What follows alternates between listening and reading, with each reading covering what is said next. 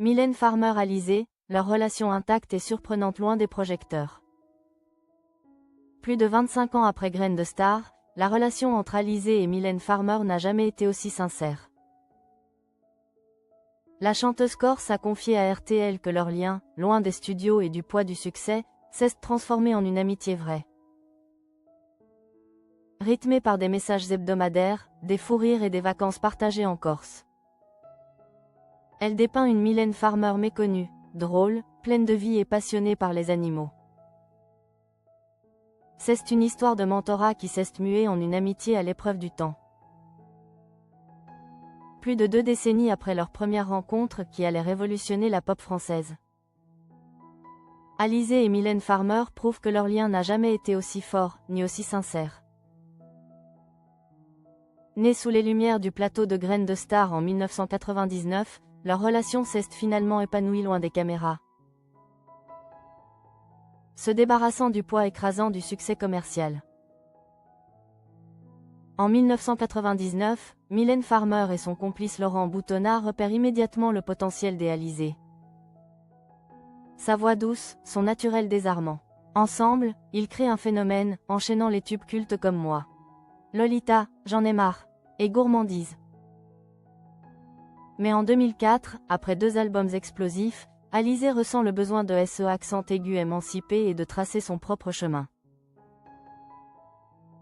L'arrêt de la collaboration s'est fait sans drame ni tension, permettant à l'amitié de prendre le relais. C'est à ce moment précis que leur lien est devenu plus fort, plus authentique, loin des contraintes de l'industrie musicale.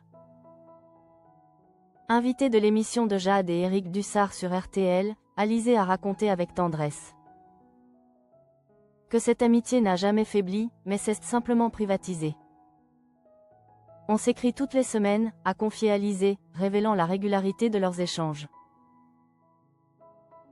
Des conversations qui, paradoxalement, n'abordent jamais leur métier initial, pas de musique. On s'écrit, pour avoir des nouvelles. Ce rapport sincère, sans filtre ni artifice, est devenu leur force. Ce lien trouve un ancrage physique et géographique précieux, la Corse, l'île natale des Alizé. Où Mylène Farmer possède une maison.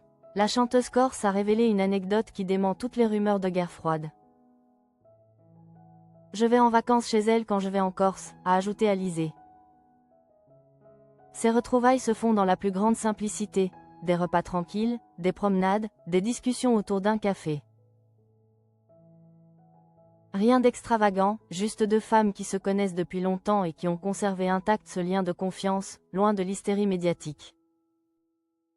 Un autre point de convergence essentiel a renforcé leur intimité, leur amour inconditionnel pour les animaux. Je suis une passionnée d'animaux. J'ai 5 chiens, 7 poules, 11 lapins. Dès que j'ai un nouvel arrivant, je lui envoie une photo, a confié Alizé en riant. Entre 2 messages, elles s'envoient des clichés, des anecdotes, des nouvelles de leur quotidien. Ce partage sans filtre est un témoignage puissant de la bulle d'amitié qu'elles ont réussi à créer. Où le succès et la notoriété n'ont plus aucune importance. Mylène Farmer est souvent décrite par les médias comme distante, mystérieuse, voire glaciale. Alizé, qui la connaît dans Elle Intimité, en dresse un tout autre portrait, révélant une facette méconnue de l'icône. Elle est très rigolote, vraiment. Quand on ne la connaît pas, on peut se tromper, parce qu'elle est timide. Mais quand elle connaît, elle rigole tout le temps. Ce portrait tendre montre une femme drôle, pleine de vie, bien loin de l'image médiatique. Après 26 ans, leur amitié défie le temps.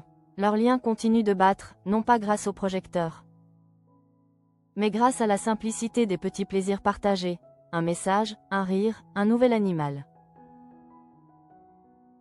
C'est la preuve qu'une amitié née dans la lumière peut s'épanouir dans la discrétion la plus totale.